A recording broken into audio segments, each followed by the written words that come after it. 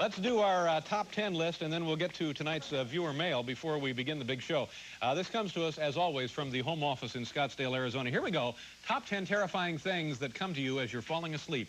You know, Paul, just before you nod off, a thought will flash across your mind. Sometimes that happens. Yeah, and it can keep you up for days if it's the appropriate thought.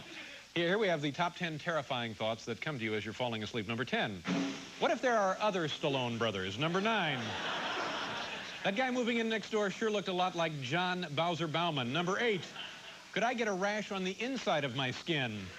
Number 7, did I really give Wendell my home number? Number 6, what if God is a lot like Howie Mandel? Number 5, I could have sworn I saw Jimmy the Greek behind the hamper. Number 4, what if the musical Cats is now and forever? Number 3, is that my hand? Number 2,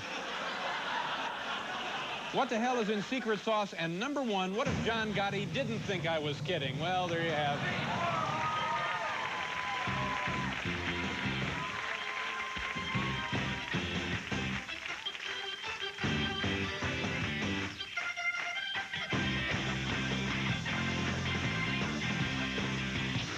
All right. Thank you very much, Paul. Let's get to the viewer mail because we want to save plenty of time for Sonny, Bono, and Cher. Gee, that would be great if the two of them, but it would never happen. It ain't going to happen. No, it would never happen because I can see these management weasels running around backstage right now saying, there was no song. Song? Who said anything about a song? No, it'll never. No, that won't fly. Also, we have Dr. Ted Borges, a podiatrist, on. Get a song out of him. Maybe he'll do I Got You, Babe. He'll do a song with Sonny. Yeah. Yeah, that would be good enough. Sonny and the doctor. Anyway, in the meantime, we're going to answer our viewer mail, which has accumulated over the last 7 days. Here it is right here. Letter number 1. Dear Dave, it begins, I've noticed that at the end of your show you take off your jacket and hand it to one of the people on the set. Dave, what do they do with your jacket? A bewildered fan, Carrie Dandegrift, Houston, Texas. This is an excellent question, by the way. I usually don't wear a jacket more than once, so I'm not really sure what they do. Biff, what happened? What do you do with the jacket when I'm done with it? Dave, I just added to the big ball of sports coats.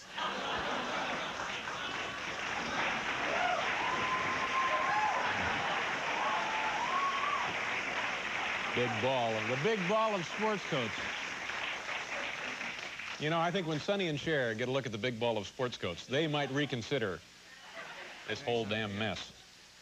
Letter number 2. Dear Dave, what is it like being famous? Not knowingly, Liz Lowe's, Long Branch, New Jersey. Well, Liz, you know, people imagine that it's very glamorous, but always being recognized actually can be kind of a nuisance. In fact, whenever I go into public, I have to wear this disguise here. This is the only way people will leave me alone, and then I can pretty much go anywhere I want. Just walking around like that, it's not a problem for me. I just put on this simple little disguise. Come on mask, now. Wait a second. Not a problem at all.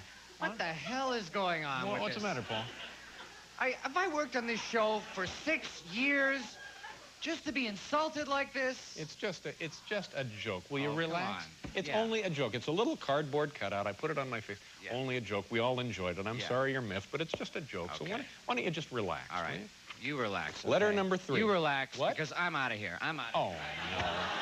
You relax. And not, you know, with a wire comes out of your shirt in the middle of a show. That could be important. You got a wire coming out of your your doing shirt. a show Wait a minute, with Paul. a reunion and Sonny, and you learn all the old hits. Wait a minute, Paul. Wait a second. I know how to handle this. Paul, look. Look, Paul. Rice Krispie Squares. What? Rice Krispie Squares, Paul. Freshly baked. There they are. Oh, all right. Okay. Just this once, though. Don't let it happen. Thanks, Paul.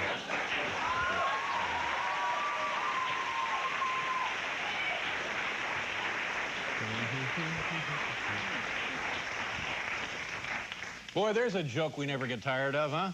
I want to sing on the show before, you know. What letter are we up to now? Is it 3 or 4? Number 3, Dear Dave, how do you stop a clown from laughing? Well, this is an excellent question, Andy, and we're lucky to have an authority on this subject right here on our own staff. Folks, please say hello to Flunky, the late-night viewer mail clown. Flunky?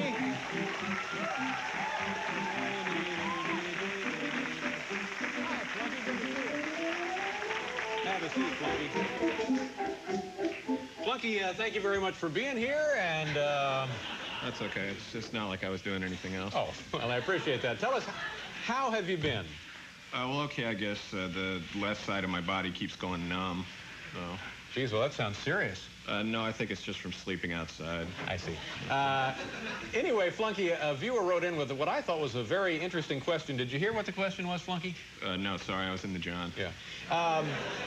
He wanted to know how is it possible? Is there any way you can stop a clown like yourself from laughing? Anything you can do to stop a clown? Yeah, that's brilliant. Okay. Well, I guess you could point out he makes very little money. Another surefire way, I guess, is deliver a subpoena from his ex-wife. Right. Or you could give him an insurance chart that shows the lifespan of guys that inhale grease paint fumes all day. Yeah. That's a laugh killer. Yeah. Okay, Flunky, thank you very much. You can point out he lives in a trailer.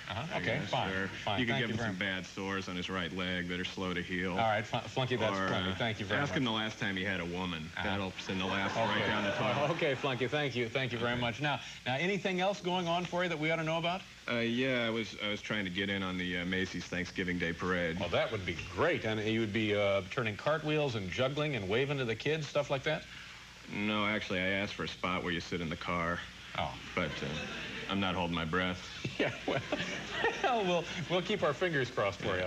I got to go, Dave. I want to get my picture taken with Sonny, okay? Okay, sure thing, Flunky. And thank you very much. And as you go on your way, spreading laughter to people of all ages. Yeah, right. Thanks again.